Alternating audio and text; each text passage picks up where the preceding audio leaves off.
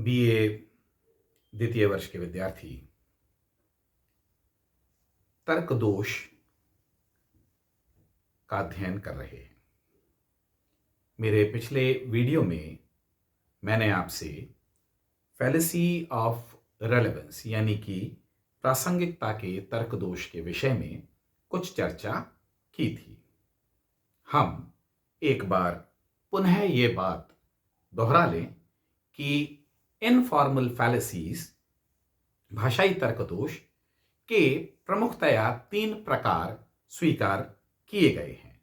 पहला है फैलेसीज of relevance यानी कि प्रासंगिकता का तर्क दोष।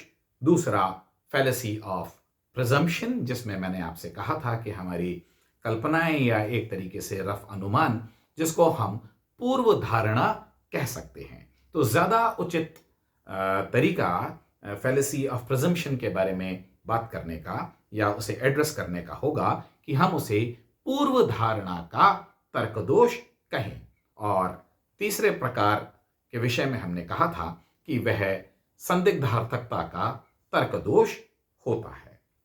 फैलेसी ऑफ रेलेवेंस के बारे में हम यदि चर्चा प्रारंभ करें तो हम ये कहेंगे, when the argument relies upon irrelevant premises। हम फैलेसीज ऑफ रेलेवेंस की या प्रासंगिकता की प्रसंगवश उत्पन्न होने वाले तर्क दोष की चर्चा कर रहे हैं। when the argument relies upon irrelevant premises with reference to conclusion and therefore cannot establish the truth of the conclusion। होता क्या है? प्रासंगिकता का तर्क दोष प्राय तब उत्पन्न होता है जब हम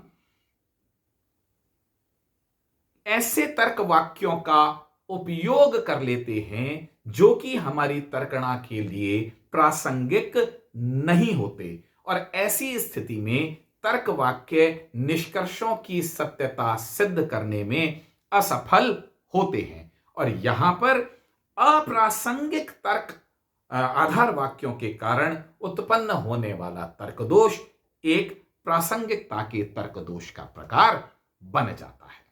अर्थात यदि हमारे आधार वाक्य तर्क में उपयोग की दृष्टि से प्रासंगिक नहीं है तो प्रासंगिकता का तर्क दोष उत्पन्न होना स्वाभाविक है। The argument may still have psychological appeal। देखिए, बड़ी एक विचित्र बात क्या होती है, हम धोखा कहां खाते हैं। The argument may still have a psychological appeal। मनोवैज्ञानिक रूप से ऐसा तर्क हमें प्रभावित करने वाला हो सकता है, and it may seem to be a sound one, और हमें वह बड़ा पुष्ट तर्क प्रतीत हो सकता है। But since such argument is devoid of logical relevance, ये आपने कभी यदि कोर्ट की प्रोसीडिंग देखी होगी या आपने कभी कभार लोकसभा टीवी भी देखा होगा, तो बड़ी मनोवैज्ञानिक बातें की जाती हैं, और जो हमको मनोवैज्ञानिक रूप से प्रभावित करती हैं वो बातें हो सकता है किसी अन्य संदर्भ में ठीक भी हो, लेकिन मान लीजिए कि प्रस्तुत तर्क में वह अप्रासंगिक हैं तो वह कभी भी अपने निष्कर्ष को सत्यता प्रदान नहीं कर पाएंगी। जब प्राय ऐसा होता है कि वाद विवाद में व्यक्ति के पास में तर्क नहीं होता और वह ये जानता भी है कि जिस निष्कर्ष तक वह पहुंचाना चाह रहा है या पहुंचना चाह रहा है या वो चाहता है कि उसका विरोधी पहुंचे, उसको उस तक पहुंचने के लिए उसके पास में तार्किक आधार नहीं होते, तो वह मनोवैज्ञानिक आधारों को तलाशना या प्रस्तुत करना प्रारंभ कर देता है। मनोवैज्ञानिक रूप से सही बातें एक बड़ा प्रभाव रखती हैं, लेकिन तर्क की दृष्टि से वह अप्रासंगिक होती हैं, और ऐसी स्थिति में जहां पर तार्किक वाक्य की जगह मनोवैज्ञानिक भाव प्रस्तुत किया जाए, वहां प्रासंगिकता का तर्क दोष उत्पन्न होना स्वाभाविक हो जाता है। Latin names have been traditionally used for many fallacies। हम पाश्चात्य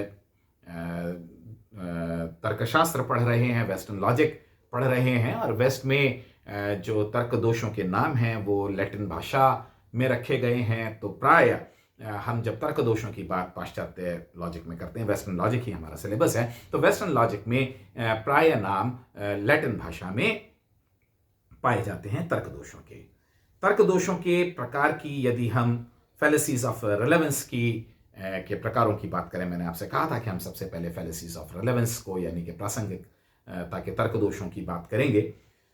तो आर्ग्यूमेंट एड इग्नोरेंटियम, इग्नोरेंटियम इग्नोरेंस इसी से बना है। तो हमारा अज्ञान मूलक युक्ति, जिसका आधार त्रुटि का आधार हमारा अज्ञान होता है या तर्क करने वाले व्यक्ति का अज्ञान वहां पर तर्क दोष का कारण बन जाता है, ऐसी युक्ति को हम आर्ग्यूमेंट एड इग्नोरेंटियम या अज्ञान मूलक युक्ति कहते हैं। क्या है इस युक्ति की पहचान या इस युक्ति का लक्षण? A mistake committed whenever it is argued that a proposition must be false or must be true because it is not proved to be false। क्या कहा गया कि देखिए, हमारा कोई तर्क वाक्य या हमारी प्रतिज्ञप्ति सत्य होनी चाहिए क्योंकि उसको अभी तक असत्य सिद्ध नहीं किया गया है। इस प्रकार की बात, आपको उसकी असत्यता का ज्ञान नहीं है तो आप ये कह रहे हैं कि वो सत्य होनी चाहिए, लेकिन इस प्रकार की बात कि उसको सत्य मान लो क्योंकि अभी तक उसकी असत्यता ज्ञात नहीं है, इस प्रकार से तर्क करना अज्ञान का प्रदर्शन करना है या किसी अज्ञान के आधार पर, उसकी सत्यता या असत्यता के अज्ञान के आधार पर हमारे तर्क में एक प्रकार से तर्क दोष उत्पन्न करना है। और कन्वर्सली दूसरी बात क्या कर सकते हैं, आप इसका विपरीत कर दीजिए, a proposition must be false because it is not prove to be true. कोई भी प्रतिज्ञप्तियों में कोई बात दावे के रूप में प्रस्तुत की जाती है, कैटेगोरिकल प्रपोजिशंस की बात विद्यार्थी पढ़ चुके हैं। तो प्रतिज्ञप्ति में जहां पर निश्चित रूप से कुछ असर्ट या डिनाई किया जाता है, कुछ स्वीकार या अस्वीकार किया जाता है, निश्चित रूप से किया जाता है, तो एक तर्क वाक्य या एक प्रतिज्ञप्ति इसलिए सत्य होनी चाहिए, प्रपोजिशन मस्ट बी फॉल्स, हां सत्य की बात हम पहले कर चुके। अब कन्वर्सली क्या कहा जा रहा है, इसलिए असत्य होनी चाहिए क्योंकि उसकी सत्यता अभी तक सिद्ध नहीं हुई है। क्योंकि अभी तक उसकी सत्यता ज्ञात नहीं है, इसलिए उस तर्क वाक्य को असत्य स्वीकार करना चाहिए। इस प्रकार से तर्क करना अज्ञान मूलक तर्क को प्रस्तुत करना है और इसी कारण अज्ञान मूलक युक्ति या अज्ञान मूलकता के कारण युक्ति में तर्क दोष उत्पन्न हो जाता है। Only in the court of law it is not considered a fallacy as the accused is treated innocent until proved guilty। बहुत जिसको कहना चाहिए कि एक महत्वपूर्ण बात यहां कही जा रही है कि यह जानते बूझते भी कि जब तक कोई चीज असत्य सिद्ध न हो उसे सत्य मान लेना एक प्रकार का तर्क दोष है। यह अच्छी तरह से जानते हुए भी प्राय पूरे संसार के कोर्ट्स ऑफ लॉ में, जहां पर डिक्टेटोरियल कोर्ट्स है, मैं वहां की बात नहीं कर रहा हूं, न्यायालय क्या करते हैं, न्यायालय ये कहते हैं कि जब तक दोष सिद्ध न हो जाए तब तक एक्यूज्ड को, आरोपी को निरपराध समझना चाहिए। जब तक पूरे के पूरा एविडेंस इस चीज का तैयार नहीं हो जाए, कंक्लूसिव एविडेंस, जब तक निष्कर्ष में बहुत स्पष्ट रूप से यह चीज सामने न आ जाए कि आरोपी वास्तव में अपराधी है, तब तक उसे निरपराध मानना चाहिए। यद्यपि यह बहुत तर्कसंगत बात नहीं है, लेकिन फिर भी क्योंकि अधिकांश जो कोर्ट्स ऑफ लॉ हैं वो वेलफेयर पर काम करते हैं, वो ये कहते हैं कि कोई भी ऐसी गुंजाइश नहीं छोड़नी चाहिए जहां पर कोई निरपराध व्यक्ति को दंडित कर दिया जाए, और खासतौर से कैपिटल पनिशमेंट के केस में ऐसा होता है, भले ही इसकी आड़ में अनेक अपराधी छूट जाएं। और हम ये देखते हैं कि बहुत स्पष्ट क्राइम करने वाले लोग, अपराधी लोग भी कई बार साक्ष्य के अभाव में, उनको अपराधी सिद्ध करने वाले साक्ष्य के अभाव में कोर्ट से बरी हो जाते हैं, बल्कि बाइज्जत बरी हो जाते हैं। यद्यपि यह बात तार्किक नहीं है, लेकिन फिर भी सिर्फ कोर्ट्स ऑफ लॉ में इस चीज को क्यों प्रश्रय दिया जाता है, जिससे कि कोई गलती से भी निरपराध व्यक्ति दंड का भागी न बन जाए। फैलेसीज ऑफ रेलेवेंस में बात की हमने अज्ञान मूलक युक्ति की, जिसका एक एक्सेप्शन हमारे को खासतौर से कोर्ट्स ऑफ लॉ में दिखाई देता है। उसके बाद में हम बात कर सकते हैं आर्ग्यूमेंट एड वेरिकंडियम। आर्ग्यूमेंट एड वेरिकंडियम, मैंने कहा कि इटालियन नाम है। यह एक प्रकार की श्रद्धा मूलक युक्ति है, जहां पर हम तर्कतः नहीं, किंतु तर्क को प्रस्तुत करने वाले व्यक्ति के प्रति श्रद्धा भाव के कारण उसकी बात को या उसके द्वारा बताए गए निष्कर्ष को स्वीकार कर लेते हैं। कैसे होता है? This is also called an appeal to inappropriate authority. यहां पर जो व्यक्ति हमें किसी निष्कर्ष की तरफ ले जा रहा है, वो वास्तव में अधिकारी नहीं है उस प्रकार के निष्कर्ष को सिद्ध करने का या उस प्रकार के निष्कर्ष को हमें मनवाने का। लेकिन हम क्या करते हैं उस व्यक्ति के प्रति, और परिवारों में प्राय ऐसा होता है कि भाई आपने ऐसा काम क्यों किया, आपको क्या इतनी समझ नहीं थी? बोले कि नहीं, मैं ये सब जानता तो हूं, लेकिन मेरे पिताजी ने कहा कि ऐसा करो तो मैंने ऐसा कर लिया। मैंने तो फिर पिताजी की बात के आगे बहस करना उचित नहीं समझा। ऐसी स्थितियां बनती हैं जब हम तर्कतः नहीं बल्कि श्रद्धा भाव के कारण किसी निष्कर्ष को स्वीकार कर लेते हैं।